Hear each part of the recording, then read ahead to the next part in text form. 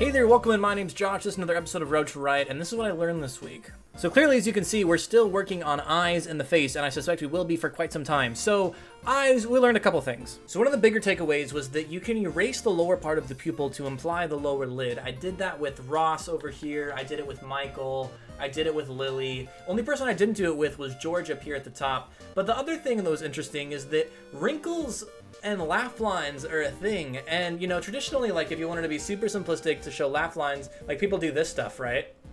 Right? Like, that's just super simple. But yet, that's too simple for, like, 90% of anything you would ever want to do. 99%, that's too simplistic. So figuring out how many of these to include, right? Without making them look old, right? Or like these down here, people often include, that kind of makes you look tired a lot of the time. So figuring out how many of these to include was tough. With George, we include just about all of them because he's also older, and ironically, this is the pair of eyes that I like the most. And also, ironically, this is the eye that I didn't erase the pupil for the lower lid. Like I did for a little bit right here, you can see where I erased it.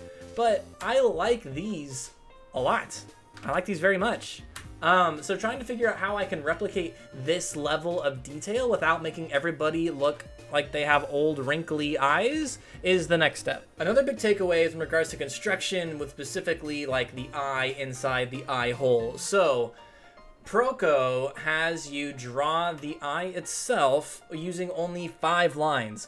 And I found it helpful to view these 5 lines in regards to a cube and perspective. So you can start out with your eye like this, right? Instead of just going like for the almonds, right? Or just going for, you know, just a circle. If you start off with your perspective lines in mind, it can help you get that subtle nuance and catch like the form and like the curve of the face. And so I start by going at whatever angle is appropriate. And then I see it in my mind as a cube. So I draw these 2 lines. What I see is this. That's what I see. I see a cube, right? And then so I have an allowance of 5, right, to make this happen. And then typically after this point, I make sure it's where either the high point is here and here, or the high point is here and here. In which case, if the high point is on this side, then we'll make this first line higher and go down. So we have 1, 2, 3, and then you have 4, 5, and you have this angle here. Or if the eye is facing the other direction, you just elongate the opposite side, and then you have 1, 2, 3, 4, 5.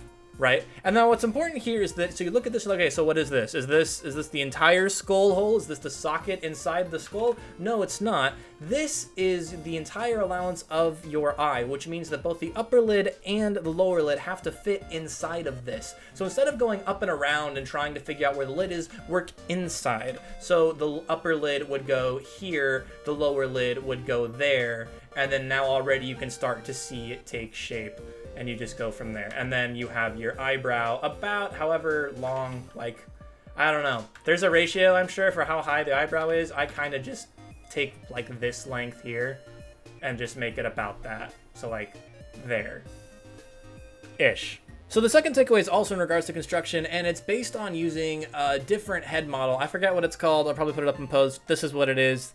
This is what it's called. I was using that, but before that, I was just using Loomis, which everybody knows is, you know, your old circle boy with your other circle and the cross, and then you go over and you do this. Like, everybody knows Loomis, right? But trying to go from this to this was really hard. And you see it in red here, spoiler alert, but the biggest problem I was having was that if you have this face here, and I'll do red again just so that we can see it a little bit easier, but how do you draw a Loomis head on top of this? To take the, like, so you don't have to start completely over. You can compound the interest, if you will, of your knowledge of Loomis into a different, more complicated head model, which is this one. So I was like, at first I was like, okay, so if I have my circle here, right, this line here looks like it's really obviously showing you that it's the side circle plane of the face. So I was doing it like this for the longest time. And I was like, oh, okay, cool, that kind of works. This kind of goes in the angle here, and then this goes the eyebrow here. But now, this is where I got really confused, because if this was how big my circle was, if you notice, first of all, this line in Loomis is supposed to come down and continue out to your jaw. But if you look at this model, it's all the way back here.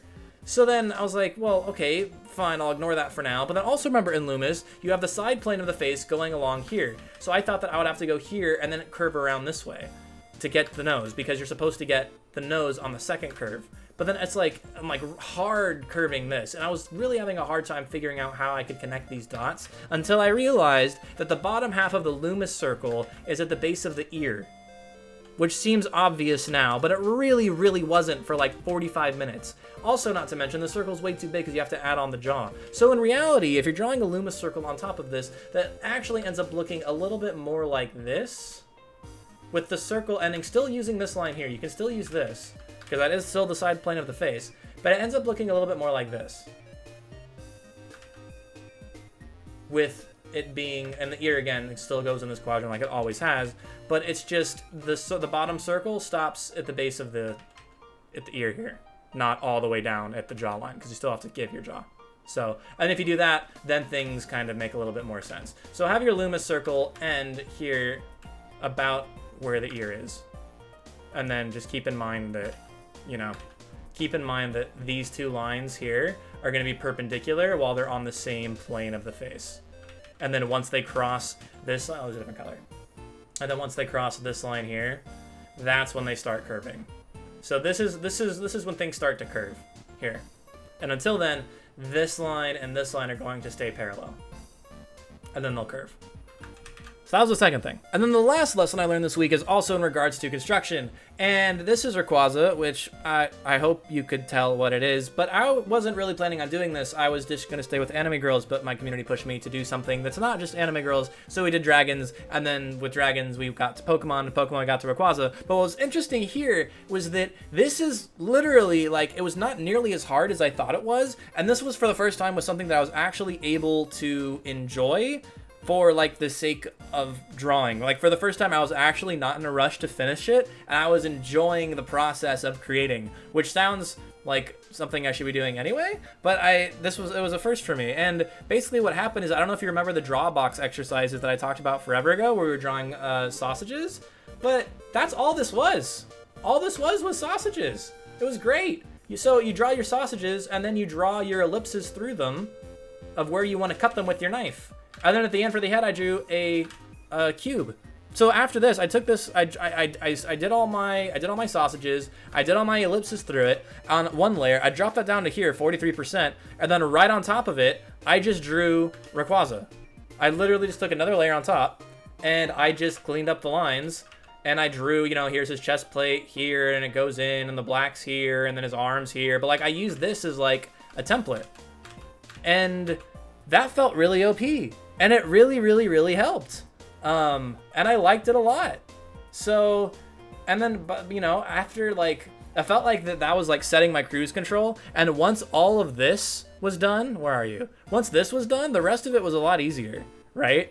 So I'm gonna try to get to this like under sketch, like construction stage more fleshed out. Because I think that if I spent more time on this stage, like imagine if I did this like sausage tube thing with all of the arms as well, and not just the main body, and like with his head too, right? So like getting to this part was a lot harder and a lot messier and a lot sketchier, but then this second part here was a lot faster and a lot more enjoyable because I spent all the effort on the previous, you know, layer. So that was really interesting, and it turned out kind of okay. And then of course we have our anime girl, which is of course the chick from Your Lie in April. And this one was hard mainly because of the angle and the exaggeration. This took me a lot longer than I would care to admit, to get right. But, you know, slow and steady. And I learned a lot from it. So, less novelty, more just like active practice. And hopefully I can just get better and faster at doing this. Particularly the eye placement and the diagonal for that was really hard. And then the size of the mouth as well. So, yeah, nothing much to say. Another anime girl. It was fun. I enjoyed it. And that's it for this week. Thanks for watching. If you want to catch me doing these drills and practicing live, you can catch me over on Twitch. The link's in the description. And even if you don't, if Twitch not your thing, I'll continue doing these posts for you on YouTube. Thanks for your patience. Thanks for your support. And we'll continue to improve together. So, yeah, I guess that's all the plugs I have. Join the Discord if you want. We can be buds. Anyway, thanks for watching. Thanks for the support. And I'll update you all with another post next week. See you next time.